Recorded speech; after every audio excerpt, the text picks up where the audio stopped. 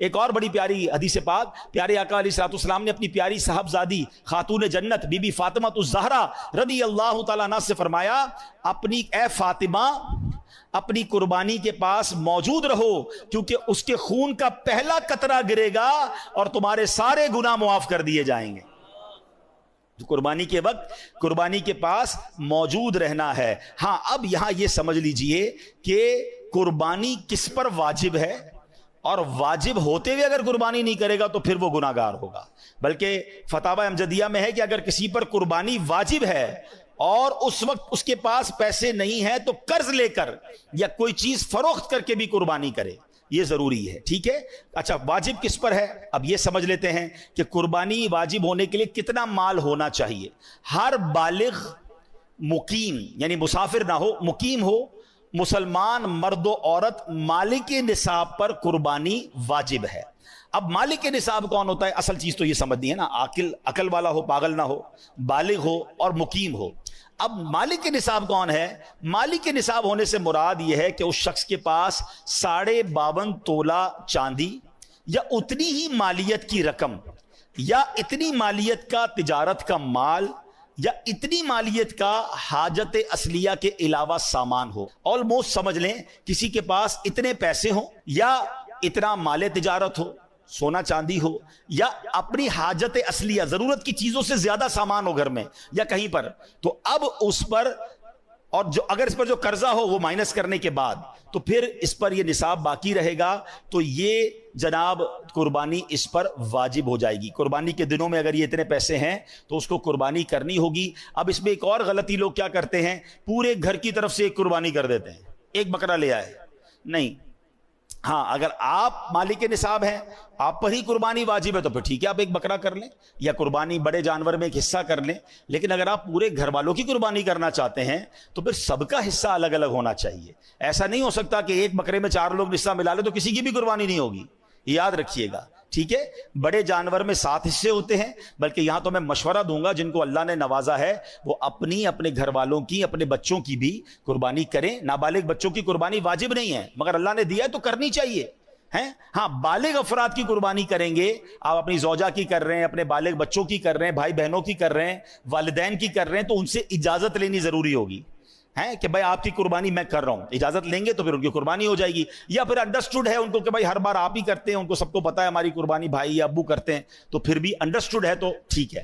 اچھا، اسی طرح ایک اور قربانی میں ہم نے بات ذہن میں رکھنی ہے کہ قربانی میں اگر کوئی عقیقے کا حصہ بھی ملانا چاہتا ہے، وہ سمجھتا ہے کہ میرے پاس ایک حصہ ایکسٹرا ہے، اگر کسی کا عقیقہ باقی ہے تو وہ بھی کیا جا سکتا ہے۔ قربانی میں مشورہ یہ دوں گا کہ اگر جس کو اللہ نے وسعت دی ہے تو سرکار دو عالم صلی اللہ تعالی علیہ وسلم کے ایصال ثواب کے لیے بھی قربانی کرے۔ آپ کو پتہ ہے مینا میں ہمارے آقا مدینے والے مصطفیٰ صلی اللہ علیہ وسلم جب حج فرمایا تھا تو اپنی امت کی طرف سے قربانی کی تھی۔ ہمارے آقا ہمیں نہیں بھولے، تو ہمیں بھی اللہ کرے کہ آپ کے پاس وسعت ہو تو اپنے جانور کا، جو اپنے گھروں میں جتنے جانور آئیں جو سب سے بہترین جانور ہے، سب سے زبردست، وہ میرے آقا کے نام پر قربان کریں۔ کروں تیرے نام پہ جاں فدا، نہ بس ایک جاں دو جہاں فدا، 2 جہاں سے بھی نہیں جی بھرا، کروں کیا کروڑوں جہاں نہیں۔ ہمارا جو کچھ ہے اللہ کی عطا سے ہمیں ملا ہے، نبی پاک کا صدقہ ملا ہے، تو ان کے نام پر۔ اچھا، پھر آپ اپنے مرحوم والدین کے لیے، دادا دادی کے لیے، جس کا حصہ ملانا چاہتے ہیں، غوث پاک کے مرید ہیں تو غوث پاک کے نام پر کریں۔ جس کو اللہ نے جتنی وسعت دی ہے تو یہ حصے بھی اس میں ڈالنے چاہیے، اس میں بھی انشاءاللہ آپ کو برکت ملے گی اور یہ ثواب ملے گا۔ اچھا، اب قربانی کی جو دعا ہے یہ بڑی کمال کی دعا ہے، اور اس دعا میں بھی بڑا زبردست میسج ہے۔ اللہ کرے کہ ہم یہ دعا کر لیں۔ 1-2 غلطیاں لوگ کرتے ہیں قربانی کے وقت، وہ بھی سن لیں۔ چھری کو پہلے سے تیز کر لیں، جانور کو لٹا کر اب چھری تیز ہو رہی ہوتی ہے، اس سے جانور کو تکلیف ہوتی ہے۔ جانور کو بھی، قربانی کے جانور کو بھی تکلیف نہیں دینی چاہیے۔ لوگ پہلے جانور گرا دیتے ہیں اور پھر گھسیٹ کر قبلہ رخ کرتے ہیں، یہ بھی اسے تکلیف دینا ہے، بلکہ اس کو پہلے سے ہی قبلہ رخ معلوم کر کے اسی رخ پہ گرایا جائے تاکہ اب اس کو گھسیٹا نہ جائے۔ اچھا، اب جناب جو دعا ہے، کیا خوبصورت دعا ہے، انی وجہت وجہی للذی فطر السماوات والارض حنیفا وما انا من المشرکین ان صلاتی ونسکی ومحیایا ومماتی للہ رب العالمین. میری فیوریٹ دعاؤں میں سے یہ دعا ہے. جو الفاظ ہے نا قرآن کے، آئے ہائے، اللہ کرے میں اور آپ اس کے مصداق بن جائیں، ایسے ہی بن جائیں. کیا معنی ہے؟ ان صلاتی، بے شک میری نماز، و نسکی، کیا فرمایا کہ میری نماز، اور پھر فرمایا میری قربانیاں، و محیایا و مماتی، میری زندگی اور میری موت، للہ رب العالمین، سب اللہ کے لیے. اللہ کرے ہماری قربانیاں بھی اللہ کے لیے، ہماری نمازیں بھی اللہ کے لیے، ہماری زندگی بھی اللہ کے لیے، ہماری موت بھی اللہ کے لیے. پرابلم یہ کہ قربانی کرتے ہیں مگر اللہ کے لیے نہیں ہو رہی ہوتی، اس میں نیتیں اور شامل ہو جاتی ہیں. نہیں، دکھاوا نہیں، لوگوں کی واہ واہ نہیں، مجھے اللہ کو راضی کرنا ہے. اور یہ قربانی کرتے وقت دعا بھی پڑھیں اور دل میں یہ کیفیت بھی پیدا کرے کہ اللہ اپنی مہربانی سے میری قربانی جو ہے وہ قبول فرما لے. تو بہرحال جانوروں پر رحم کیجئے گا، اس کو تماشا نہ بنائیں، اس کو جس کو کہتے ہیں نا کہ جانور کو تکلیف پہنچا رہے ہوتے ہیں، یہ بالکل نہیں کرنا چاہیے. سرکار دو عالم علیہ الصلوۃ والسلام نے ایک شخص کو دیکھا کہ وہ بکری کی گردن پر پاؤں رکھ کر چھری تیز کر رہا ہے اور بکری اس کی طرف دیکھ رہی ہے. تو نبی پاک علیہ الصلوۃ والسلام نے فرمایا کیا تم پہلے ایسا نہیں کر سکتے تھے؟ کیا تم اسے کئی موتیں مارنا چاہتے ہو؟ اسے لٹانے سے پہلے اپنی چھری تیز کیوں نہ کر لی؟ یعنی اس قدر نبی پاک علیہ الصلوۃ والسلام جانوروں کے حقوق بھی بیان کر رہے ہیں. اچھا، بعض اوقات یہ جو قصاب بھائی ہوتے ہیں یہ غلطی کیا کرتے ہیں کہ جانور کو ذبح کیا، ابھی وہ تڑپ رہا ہے اور اس کی کھال اتارنا شروع کر دیتے ہیں. بالکل ان کو ہاتھ نہ لگانے دیں کہ پہلے اس کی روح پوری نکلنے دیں، اس کو ٹھنڈا ہو لینے دیں، پھر کسی طرح کا بھی کوئی کام شروع کریں. ان کو جلدی ہوتی ہے،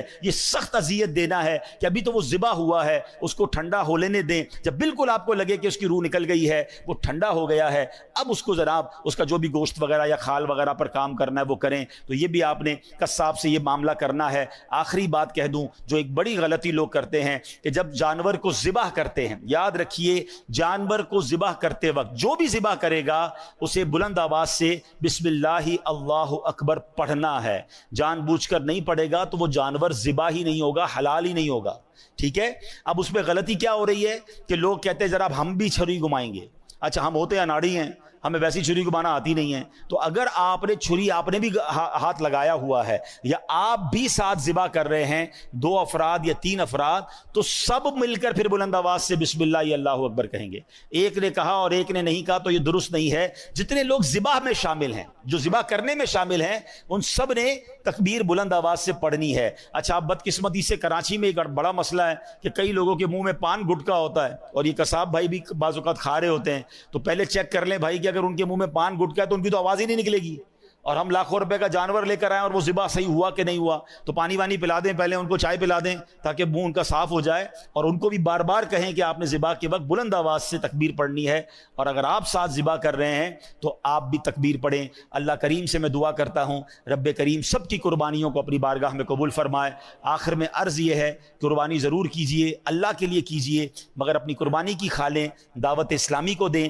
دعوت اسلامی جو دنیا بھر میں دین متین کی خدمت کر رہی ہے، لاکھوں لاکھ حافظ اور علماء بنا رہی ہے، تو اس بار اپنی قربانی کی کھالیں دعوت اسلامی کو دیں. ایک آخری بات اور کر لیتا ہوں کہ دیکھیں لاکھوں روپے کی قربانی کرتے ہیں تو چند 100 روپے خرچ کر کے، 1-2 ہزار روپے خرچ کر کے اس کی صفائی بھی کروا لیں.